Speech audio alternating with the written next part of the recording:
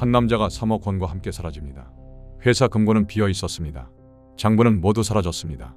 경비원은 그가 건물을 나가는 것을 똑똑히 보았다고 증언합니다. 하지만 그 후 아무도 그를 보지 못했습니다. 11년이 흐른 뒤 재개발 공사장 지하에서 한 구의 백골이 발견됩니다. 그의 옆에는 3억 원이 그대로 놓여 있었습니다. 한 푼도 쓰지 않은 채로. 이것은 실종 사건입니다. 그리고 한 시대의 비극입니다.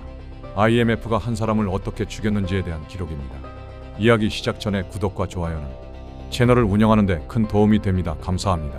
1998년 11월 13일 금요일 밤 9시 40분 대구광역시 중구 동성로. 비가 내렸습니다. 한 남성이 건물에서 나왔습니다. 정우진 씨, 당시 42세였습니다. 대구 시내 중견 제조업체 대한정밀의 경리부장이었습니다. 키 168cm, 마른 체격이었습니다. 검은색 안경을 쓰고 있었습니다. 회색 정장에 낡은 구두를 신고 있었습니다. 검은색 서류 가방을 들고 있었습니다. 그날은 급여일이었습니다. 하지만 돈이 없었습니다. 1998년 대한민국은 IMF 외환위기의 한복판이었습니다. 기업들이 줄줄이 무너졌습니다. 실업자가 쏟아졌습니다.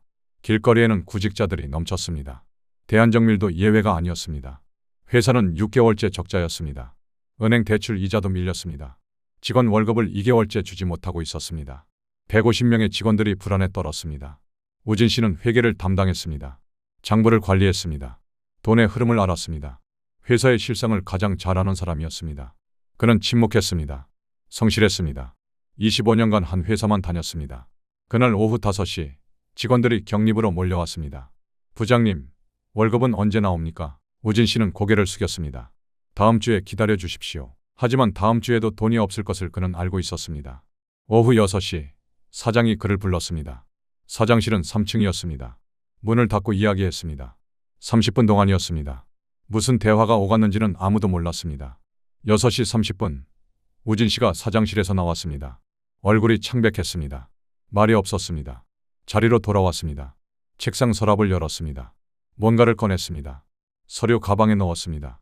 오후 7시 대부분의 직원들이 퇴근했습니다. 경리부에는 우진 씨와 대리 한 명만 남았습니다. 대리 이름은 김성수 씨였습니다. 33세였습니다. 부장님, 먼저 가겠습니다. 성수 씨가 말했습니다. 그래요, 수고했어요. 우진 씨가 답했습니다. 목소리가 낮았습니다. 성수 씨가 떠났습니다. 오후 7시 15분이었습니다. 건물에는 경비원과 우진 씨만 남았습니다. 오후 8시 경비원이 순찰을 돌았습니다. 이름은 박종철 씨였습니다. 55세였습니다. 3층 경리부 불이 켜져 있었습니다. 문틈으로 들여다봤습니다. 우진 씨가 책상에 앉아 있었습니다. 서류를 정리하고 있었습니다. 부장님, 늦게까지 고생하십니다. 네, 조금만 더 있다 가겠습니다. 평범한 대화였습니다. 오후 9시 경비원이 다시 순찰을 돌았습니다. 경리부 불은 여전히 켜져 있었습니다. 확인하지 않았습니다. 1층으로 내려왔습니다. 오후 9시 40분 건물 정문이 열렸습니다. 우진 씨가 나왔습니다. 검은색 서류 가방을 들고 있었습니다. 비가 내리고 있었습니다. 우산을 펼쳤습니다. 먼저 가봅니다. 우진 씨가 경비실 문을 두드리며 말했습니다. 네, 조심히 가십시오. 종철 씨가 답했습니다. TV를 보고 있었습니다. 뉴스였습니다. IMF 관련 보도가 나오고 있었습니다. 우진 씨는 비 속으로 사라졌습니다. 동성로 방향이었습니다. 그것이 마지막 모습이었습니다. 다음 날 토요일 오전 9시 사장이 출근했습니다. 이상한 점을 발견했습니다. 3층 금고가 열려 있었습니다. 금고는 경리부장 우진 씨만 비밀번호를 알았습니다. 사장과 둘만 아는 것이었습니다. 금고 안을 확인했습니다. 비어 있었습니다. 원래 금고에는 3억 원이 있었습니다. 현금이었습니다. 회사 운영 자금이었습니다. IMF 시기라 은행을 믿을 수 없어 현금으로 보관하던 것이었습니다. 모두 사라졌습니다. 사장은 경리부를 뒤졌습니다. 우진 씨 책상을 열었습니다. 서랍이 비어 있었습니다. 평소 보관하던 장부들이 없었습니다. 회계 장부, 거래 명세서, 계약서 등이 모두 사라졌습니다. 컴퓨터도 켜봤습니다. 파일들이 삭제돼 있었습니다. 복구가 불가능했습니다.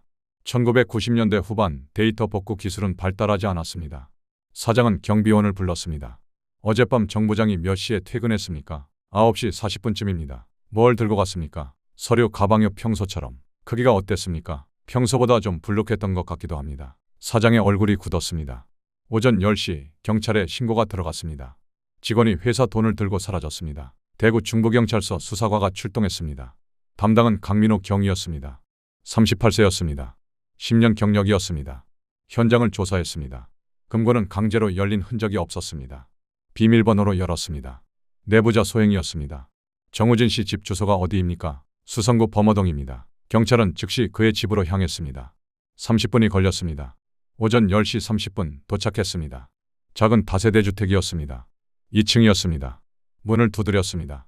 아내가 나왔습니다. 이름은 한미숙 씨였습니다. 40세였습니다.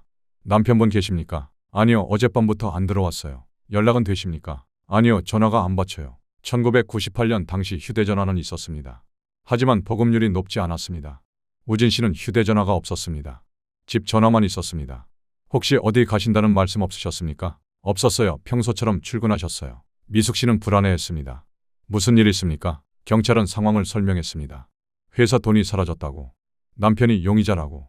미숙 씨는 믿을 수 없다는 표정이었습니다.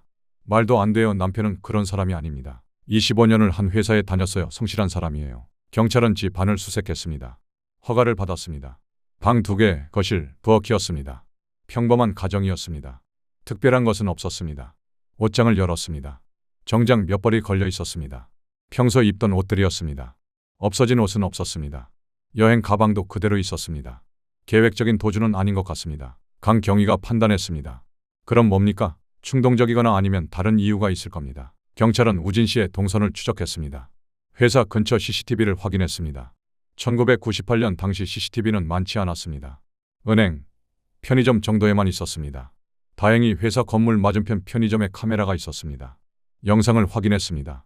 밤 9시 40분경 우진 씨가 건물에서 나오는 모습이 찍혀 있었습니다. 그는 동성로 쪽으로 걸어갔습니다. 비를 맞으며 우산을 쓰고 카메라 범위를 벗어났습니다. 그 뒤로는 흔적이 없었습니다. 동성로 일대를 수색했습니다. 목격자를 찾았습니다. 하지만 금요일 밤 비 오는 날이었습니다. 사람들은 우산을 쓰고 빠르게 지나갔습니다. 기억하는 사람이 없었습니다. 대구역을 확인했습니다. 혹시 기차를 탔을까 해서였습니다. 승차 기록은 없었습니다.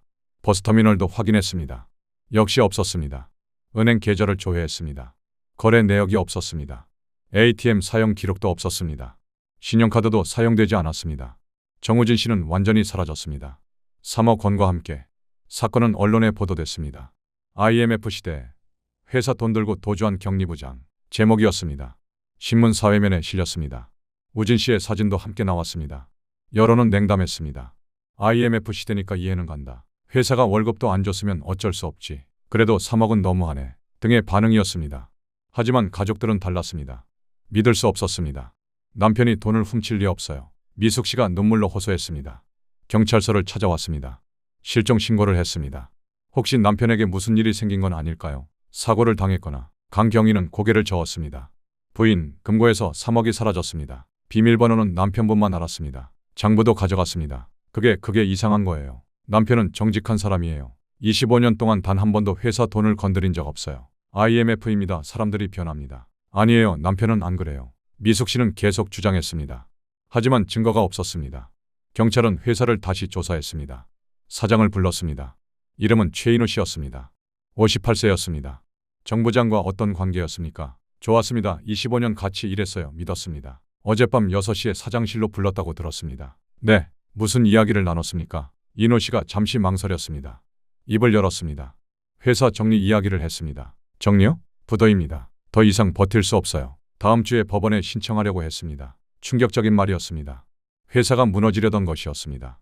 정 부장이 뭐라고 하던가요? 아무 말도 안 했습니다. 그냥 알겠다고만 했습니다. 표정은요? 창백했습니다. 충격받은 것 같았어요. 강경위는 추리했습니다. 우진 씨가 절망했을 것이라고.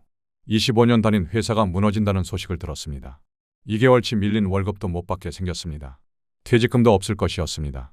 앞이 막막했을 것입니다. 그래서 돈을 가져간 겁니까? 모르겠습니다. 하지만 이해는 갑니다. 인호 씨도 지쳐 보였습니다. 평생 키운 회사였습니다. IMF가 모든 것을 무너뜨렸습니다. 경찰은 경리부 직원들을 조사했습니다. 대리 김성수 씨를 중점적으로 물었습니다. 정 부장이 평소 어떤 사람이었습니까? 과묵했습니다. 일만 했어요. 술도 거의 안 마셨습니다. 돈에 대한 욕심은요? 없었습니다. 검소했어요. 낡은 구두를 몇 년째 신고 다녔습니다. 빚은요? 모르겠습니다. 개인적인 이야기는 안 했어요. 경찰은 우진 씨의 재정 상태를 조사했습니다. 은행 대출이 있었습니다. 3천만 원이었습니다. 집 전세 자금이었습니다. 특별히 큰 빚은 아니었습니다. 자녀는 둘이었습니다. 딸과 아들이었습니다. 딸은 대학생이었습니다. 아들은 고등학생이었습니다. 등록금 부담이 있었습니다. 하지만 감당할 수 없는 수준은 아니었습니다. 도주할 만한 급박한 이유는 없어 보입니다. 강경위가 판단했습니다. 그럼 왜 사라진 겁니까? 동료 형사가 물었습니다. 그게 미스터리입니다. 한편 목격 제보가 들어오기 시작했습니다. 동성로에서 봤다. 중앙로에서 봤다. 대구역 근처에서 봤다. 등이었습니다. 경찰은 모두 확인했습니다. 대부분 오인이었습니다. 실종 일주일 후 의미 있는 제보가 들어왔습니다. 동성로의 한 포장마차 주인이었습니다. 이름은 이순희 씨였습니다. 52세였습니다. 그날 밤 11시쯤 비슷한 사람이 왔어요. 확실합니까? 신문에 난 사진이랑 비슷했어요. 안경 쓴 마른 남자. 무엇을 했습니까? 소주 한 병 마셨어요. 혼자서요. 얼마나 있었습니까? 30분쯤요. 말이 없었어요. 그냥 마시기만 했어요. 그 다음엔요? 자리에서 일어나갔어요. 비가 계속 내리고 있었는데 어느 방향으로 갔습니까? 북쪽이요. 칠성시장 쪽. 경찰은 칠성시장 일대를 수색했습니다. 재래시장이었습니다. 밤에는 문을 닫았습니다. 어두웠습니다. CCTV가 없었습니다. 시장 상인들을 만났습니다. 아무도 그런 사람을 보지 못했습니다. 다시 단서가 끊겼습니다. 실종 2주일 후 회사에서 이상한 일이 발견됐습니다. 거래처에서 전화가 왔습니다. 저희 외상값 아직 안 받았는데요? 얼마입니까? 2,500만 원이요. 지난달에 납품했는데 돈을 안 주셨어요. 회사는 황당했습니다. 저희는 지불했습니다. 장부에도 있어요. 아니에요. 안 받았어요. 확인해 봤습니다. 회사 장부에는 2,500만 원이 지출된 것으로 기록되어 있었습니다. 하지만 거래처는 받지 못했다고 했습니다. 돈이 어디로 갔을까요? 중간에 누군가 빼돌린 것일까요? 경찰은 의혹을 품었습니다. 정우진이 회사 돈을 빼돌리고 있었던 건 아닙니까? 사장은 부인했습니다. 말도 안 됩니다. 정 부장은 25년 동안 정직했어요. 하지만 증거가 있습니다. 착오일 겁니다. 장부 기록이 잘못됐거나. 하지만 확인 결과 유사한 사례가 더 나왔습니다. 세 군데 거래처에서 돈을 받지 못했다고 했습니다. 총액은 7천만 원이었습니다. 모두 우진 씨가 담당하던 거래였습니다. 그가 처리한 지출이었습니다. 횡령입니다. 경찰이 결론 내렸습니다. 정우진은 몇 년간 회사 돈을 빼돌렸습니다. 그리고 IMF를 기회로 마지막 3억까지 가져가고 도주한 겁니다. 사건은 횡령 및 도주로 규정됐습니다. 수배령이 내려졌습니다. 전국에 지명수배됐습니다. 하지만 우진 씨는 나타나지 않았습니다. 1999년이 왔습니다. IMF는 여전히 진행 중이었습니다. 실업률이 높았습니다. 거리에는 노숙자가 늘었습니다. 사람들은 생존에만 급급했습니다. 우진 씨 사건은 언론에서 사라졌습니다. 새로운 사건들이 터졌습니다. 관심이 옮겨갔습니다. 대한정밀은 결국 부도 처리됐습니다. 1999년 1월이었습니다. 150명의 직원이 일자리를 잃었습니다. 공장 문이 닫혔습니다. 건물은 경매로 넘어갔습니다. 우진 씨의 가족들은 고통받았습니다. 횡령범의 가족, 일하는 낙인이 찍혔습니다. 딸은 대학을 그만뒀습니다. 등록금이 없었습니다. 아들은 친구들에게 놀림받았습니다. 미숙 씨는 일을 시작했습니다. 식당에서 설거지를 했습니다. 하루 8시간, 월급 50만 원이었습니다. 생계를 유지했습니다. 전세집도 나와야 했습니다. 계약 기간이 끝났습니다. 보증금을 돌려받지 못했습니다. 집주인이 파산했기 때문입니다. IMF 시대의 연쇄 붕괴였습니다. 가족은 월세 단칸방으로 이사했습니다. 세 식구가 좁은 방에서 살았습니다. 힘들었습니다. 경찰 수사는 계속됐습니다. 하지만 진전이 없었습니다. 우진 씨의 흔적은 어디에도 없었습니다. 마치 공기처럼 사라졌습니다. 2000년이 됐습니다. 새 천년이었습니다. IMF는 서서히 극복되고 있었습니다. 경제가 회복되기 시작했습니다. 사람들은 앞을 보기 시작했습니다. 하지만 미숙 씨는 여전히 과거에 묶여 있었습니다. 남편을 기다렸습니다. 분명 이유가 있을 거예요. 남편은 그런 사람이 아니에요. 주변 사람들은 위로했습니다. 이제 그만 잊으세요. 재혼하세요. 하지만 그녀는 거부했습니다. 딸은 취직했습니다. 작은 회사 사무직이었습니다. 월급으로 집을 도왔습니다. 아들도 고등학교를 졸업하고 취직했습니다. 공장에서 일했습니다. 2002년, 2004년, 2006년이 흘렀습니다. 세상은 변했습니다. 한일 월드컵이 열렸습니다. 인터넷이 대중화됐습니다. 휴대전화가 보편화됐습니다. 우진 씨 사건은 완전히 잊혔습니다. 경찰 파일에만 남아 있었습니다. 미제 사건이었습니다. 2009년, 실종 11년째였습니다. 대구 시내가 변하고 있었습니다. 재개발이 진행됐습니다. 낡은 건물들이 헐렸습니다. 새 아파트가 들어섰습니다. 칠성시장 일대도 재개발 구역으로 지정됐습니다. 상인들이 이주했습니다. 오래된 가게들이 문을 닫았습니다. 철거가 시작됐습니다. 2009년 6월 15일 월요일 재개발 공사 현장이었습니다. 중장비가 건물을 허물고 있었습니다. 먼지가 날렸습니다. 소음이 컸습니다. 한 건물이 무너졌습니다. 3층짜리 상가 건물이었습니다. 1970년대에 지어진 건물이었습니다. 오래됐습니다. 건물 잔해를 치우던 중이었습니다. 작업자가 이상한 것을 발견했습니다. 지하였습니다. 건물에 작은 지하실이 있었습니다. 창고로 쓰이던 곳이었습니다. 입구가 콘크리트로 막혀 있었습니다. 오래전부터 사용하지 않던 공간이었습니다. 중장비가 콘크리트를 깨뜨렸습니다. 지하실이 드러났습니다. 어두웠습니다. 먼지가 자욱했습니다. 작업자가 손전등을 켰습니다. 안으로 들어갔습니다. 무언가 있었습니다. 여기 사람이 있어요. 작업자가 소리쳤습니다. 동료들이 달려왔습니다. 경찰에 신고가 들어갔습니다. 30분 후 경찰이 도착했습니다. 대구 중부경찰서 강력계였습니다. 지하실로 내려갔습니다. 백골이 있었습니다. 벽 한쪽에 기대어 앉아있는 자세였습니다. 옷은 거의 썩어 있었습니다. 회색 천 조각이 남아 있었습니다. 정장이었던 것 같았습니다. 백골 옆에 검은색 서류 가방이 놓여 있었습니다. 가죽이 낡았습니다. 하지만 형태는 유지되고 있었습니다. 경찰은 국립과학수사연구원에 감식을 의뢰했습니다. 신원을 확인하기 위해서였습니다. 서류 가방을 열었습니다. 안에 여러 물건이 들어 있었습니다. 장부, 서류 그리고 현금이었습니다. 현금은 물에 젖어 훼손돼 있었습니다. 하지만 일부는 알아볼 수 있었습니다. 만원권 지폐들이었습니다. 개수는 정확히 알 수 없었습니다. 하지만 상당한 양이었습니다. 장부를 펼쳤습니다. 한자와 숫자가 빼곡했습니다. 회계 장부였습니다. 1998년까지의 기록이었습니다. 마지막 페이지에 메모가 있었습니다. 볼펜으로 쓴 글씨였습니다. 떨리는 필체였습니다.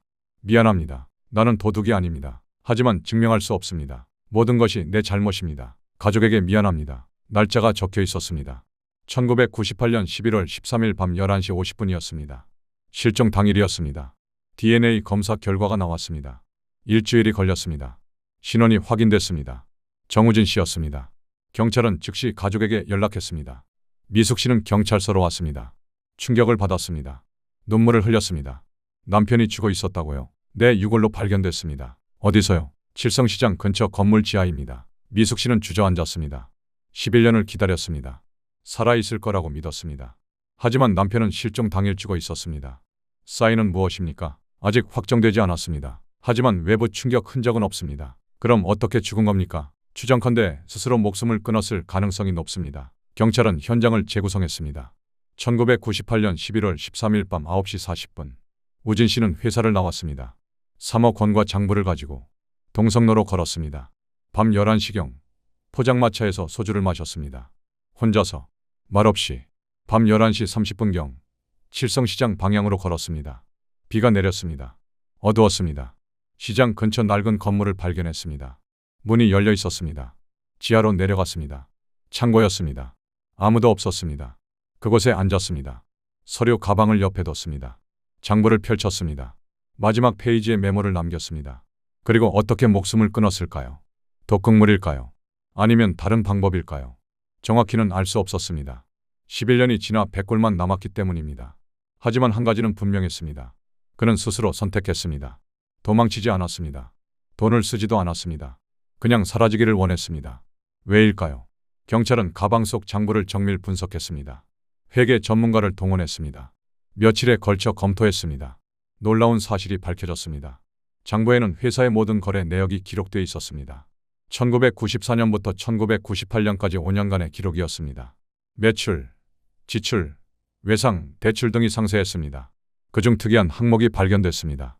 특별 지출이라는 명목으로 빠져나간 돈이었습니다.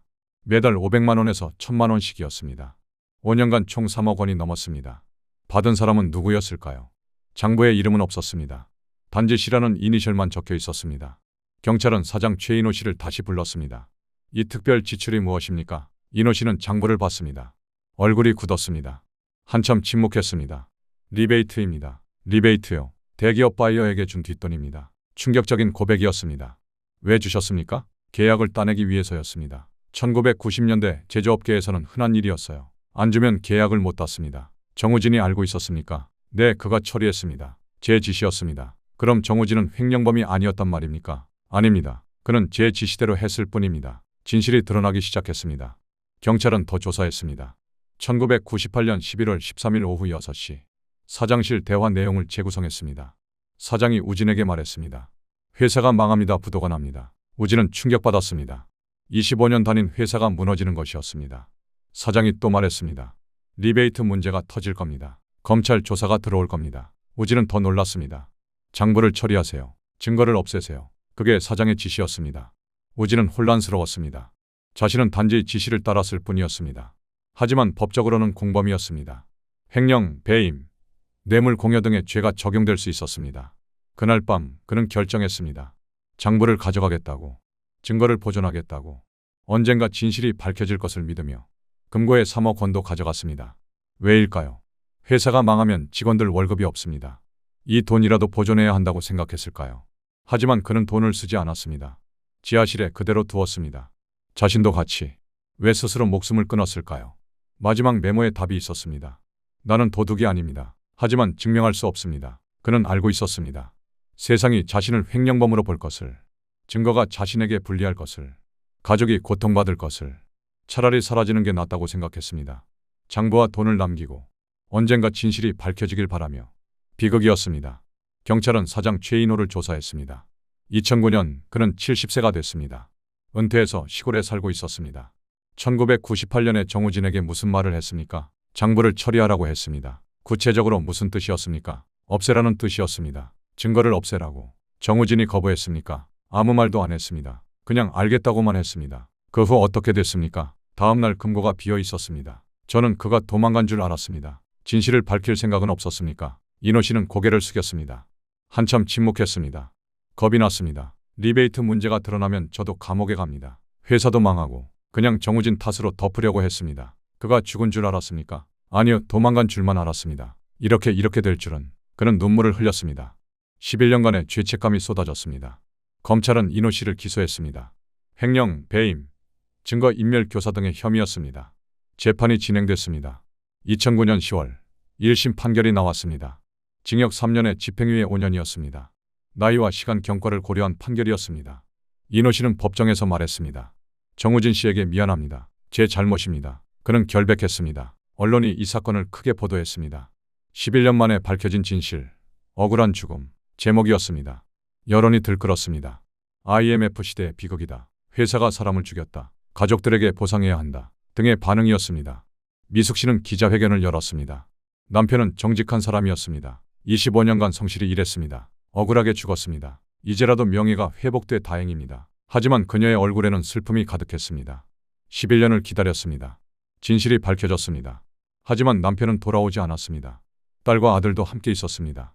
이제 30대가 됐습니다. 눈물을 흘렸습니다. 아버지, 이제 편히 쉬세요. 장례식이 다시 치러졌습니다. 11년 만에 장례였습니다. 많은 사람이 왔습니다. 옛 회사 동료들, 친척들, 그리고 사건을 알게 된 시민들이었습니다. 우진 씨의 유골은 화장됐습니다. 유골함에 담겼습니다. 가족 묘지에 안장됐습니다. 묘비에 새겼습니다.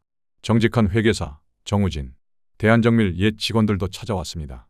그들도 IMF로 고통받았던 사람들이었습니다. 부장님, 죄송합니다. 오해했습니다. 한 직원이 말했습니다. 부장님이 가져간 3억 원, 그거 우리 월급이었을지도 모릅니다. 회사가 부도나면 돈이 다 날아가잖아요. 부장님이 지키려고 했던 거 아닐까요? 가능성이 있었습니다. 우진 씨는 2개월치 월급을 못 받은 직원들을 생각했을지도 모릅니다. 3억 원이면 일부라도 나눠줄 수 있었습니다. 하지만 자신이 가져가면 횡령범이 됩니다. 딜레마였습니다. 결국 그는 돈을 쓰지 않았습니다. 그냥 함께 사라졌습니다. 자신의 결백을 증명할 방법이 없다고 생각했습니다. 비극이었습니다. 경찰은 사건을 종결했습니다. 정우진은 피해자로 결론 났습니다. 횡령범이 아니라 억울한 죽음이었습니다. 미숙 씨는 보상을 요구하지 않았습니다. 돈이 중요한 게 아닙니다. 남편의 명예가 회복된 것만으로도 감사합니다. 하지만 정부와 대구시는 자발적으로 위로금을 지급했습니다.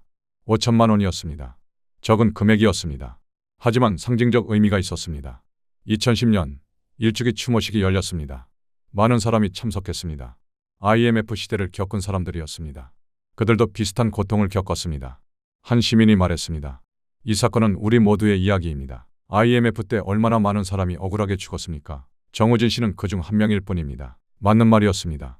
1997년부터 1999년까지 한국에서 자살률이 급증했습니다. IMF가 사람들을 죽였습니다. 경제 위기가 인간을 무너뜨렸습니다. 이 사건이 우리에게 주는 교훈은 무엇일까요?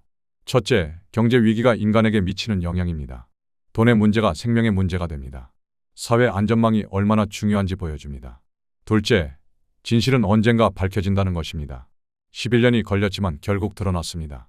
거짓은 영원히 숨길 수 없습니다. 셋째, 부당한 지시를 거부할 용기입니다.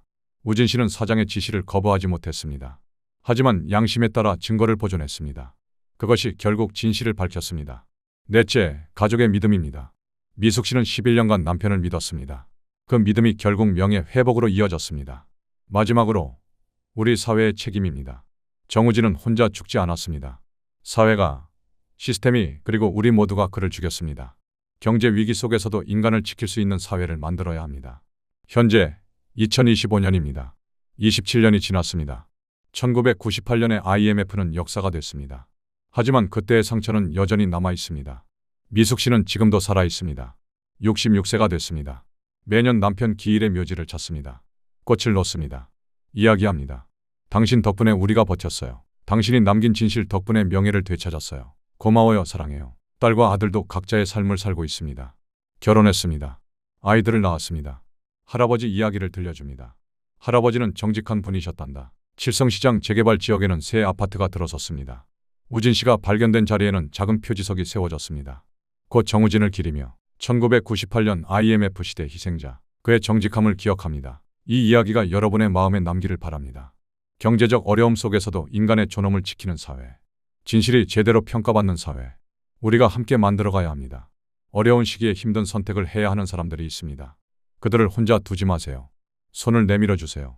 작은 관심이 생명을 구할 수 있습니다. 정우진 씨가 우리에게 남긴 마지막 메시지를 기억합시다. 나는 도둑이 아닙니다. 때로는 세상이 오해할 수 있습니다. 하지만 진실은 반드시 밝혀집니다. 그를 기억해 주십시오. 지금까지 1998년 대구 실종 사건을 전해드렸습니다. 시청해 주셔서 감사합니다.